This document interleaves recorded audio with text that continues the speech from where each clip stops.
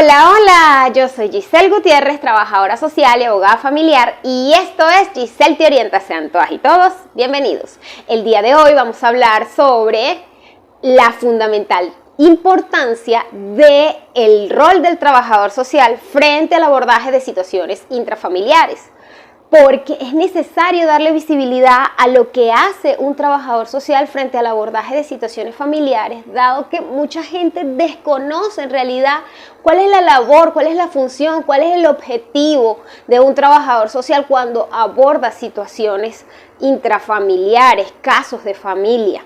Pero para llegar ahí vamos a conocer la historia de Mary Ellen Wilson, que su historia cambió el rumbo de la observación de los casos, sobre todo en materia de protección de niños, niñas y adolescentes, tanto en Estados Unidos como en el resto del mundo, porque tuvo repercusiones globales. Y ya vamos a ir para allá.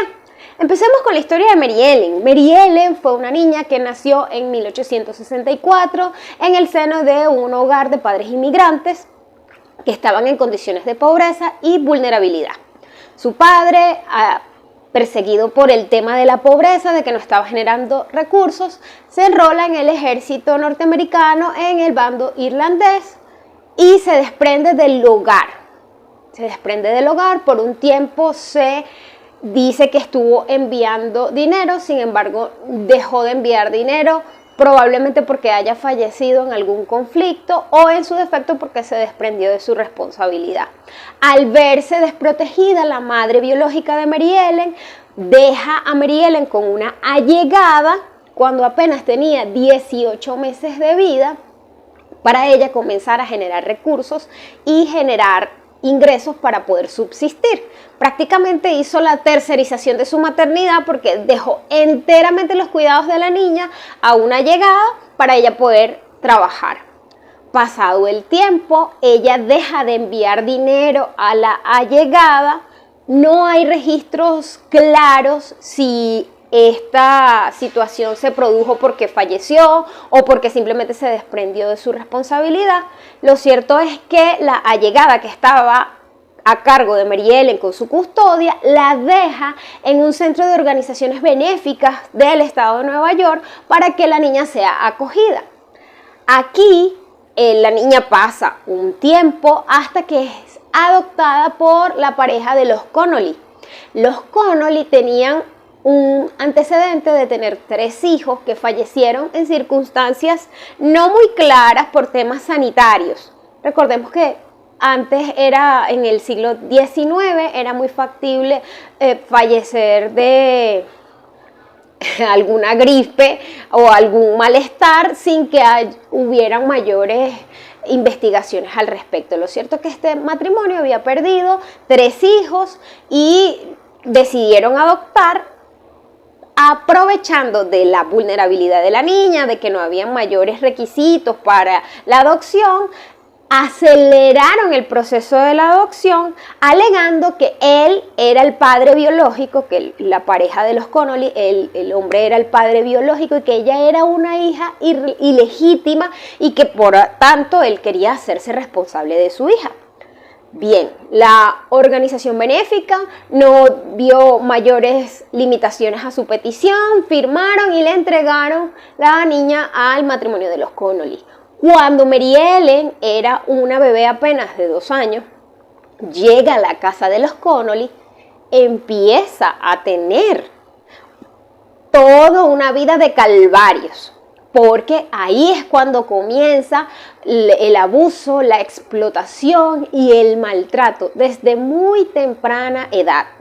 Al poco tiempo de haber llegado a la casa de los Connolly, el esposo Connolly muere y la madre la comienza a usar desde muy pequeña como sirvienta. Y bueno, empieza a maltratarla, empieza a abusarla, empieza a hacer de ella un objeto más que una persona, un ser humano. No es sino cuando han pasado por lo menos 8 años que los vecinos el entorno social en donde estaba Mary Ellen, comenzaron a notar situaciones extrañas, de que en esa casa había una niña que no salía mucho o no salía o simplemente se veía en condiciones nada favorables, nada sanitarias, y es cuando aparece en toda esta historia Etta Wheeler. Etta Wheeler es una metodista, una misionera metodista. Esta misionera se encargaba de evangelizar a ese sector, a esa comunidad, y se encargaba de llevar calzado, comida, bebidas, abrigos a las personas que estaban en condición de vulnerabilidad. Recordemos que en Nueva York están todas las estaciones y pues hacía la diferencia tener o no tener un abrigo en invierno. Entonces, cuando ella está haciendo el proceso de abordaje para llamar a la comunidad a que se involucren con acciones de la iglesia, es cuando uno de los vecinos de Mary Ellen le dice: mira, está pasando algo raro en esa casa, esa niña pareciera estar siendo maltratada.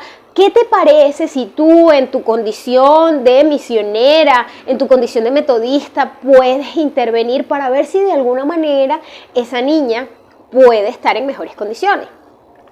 Es entonces cuando ella, valiéndose de su astucia, de su inteligencia, decide inventar una excusa para acercarse a la señora Connolly para verificar si lo que le estaban diciendo los vecinos era una situación real.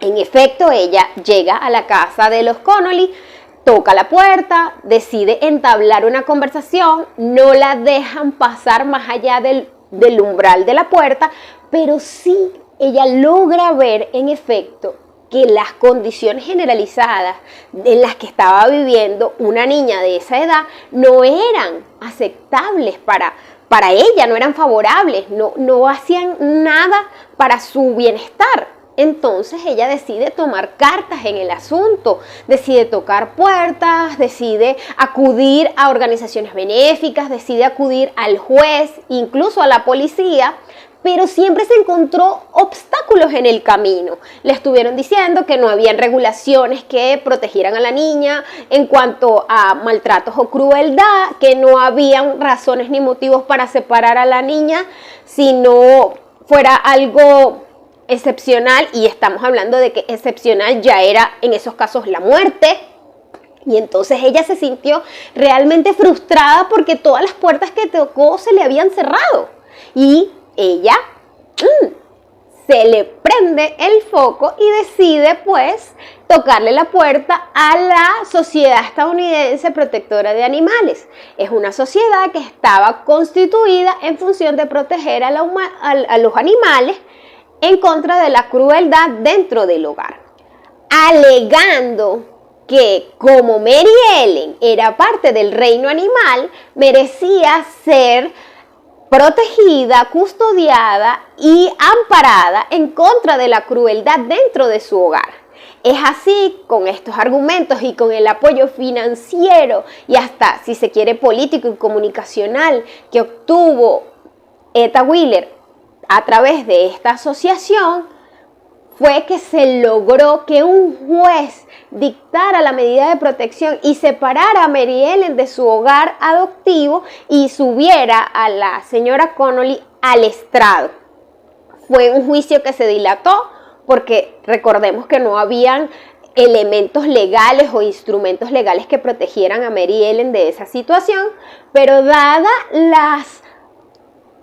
los testimonios de los vecinos, dado el testimonio de la propia Mary Ellen, que ya tenía 10 años al momento en el que sube por fin al estrado y le logran tomar su testimonio, ella afirma que nunca había salido a la calle, que nunca había sido sentada en el regazo de su madre, nunca había recibido un beso, una palabra amigable, no sabía lo que era un abrazo, y que su madre adoptiva lo único que hacía era azotarla y golpearla todos los días hasta dejarle marcas que terminaban siendo de color verde o azul. y mostró a la audiencia en esa oportunidad pues las cortaduras que tenía en su cuerpo y en su cabeza. Se determinó que los maltratos que recibía Mary Ellen consistían en privación de la comida, obligación de dormir en el suelo, estaba encerrada en un armario sin luz, estrecho. No solamente eso, sino que también estaban los azotes, los maltratos y la condición de explotación y servidumbre en la que estaba. Finalmente se logra que el juez condene a la señora Connolly por agresión y le sentenciaron 1 año de prisión. Recordemos que, vuelvo y repito, no había legislación o no había instrumentos legales para la protección real de Mary Ellen en esa situación y que ella estaba más bien siendo amparada por su condición de perteneciente al reino animal y no por ser una niña sujeto de derechos. Entonces, a partir de esta sentencia se crea un precedente y con este resultado se dio inicio a la fundación de la Sociedad de Nueva York para la Prevención contra la Crueldad de los Niños. Y esta es la primera organización de este tipo, no solamente en el estado de Nueva York, sino en todos los Estados Unidos y al menos hasta donde se conoce en el mundo de habla inglesa. Y tú te preguntarás hasta este punto, bueno, Giselle, ¿y qué tiene que ver eso con el trabajo social? Pues muchísimo.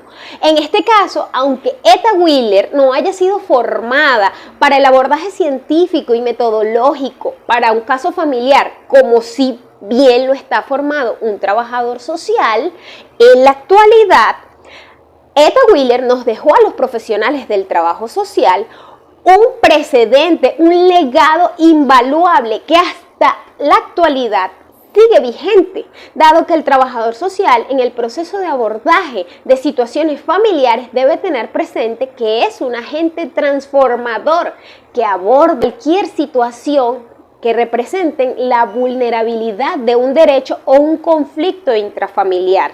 También es un acompañante en el proceso de cambio, es un educador, un orientador y además debe desarrollar las fortalezas del grupo familiar y para ello debe contar con herramientas no solamente científicas y metodológicas que en efecto te da la academia, te da la universidad, pero también te da la vocación.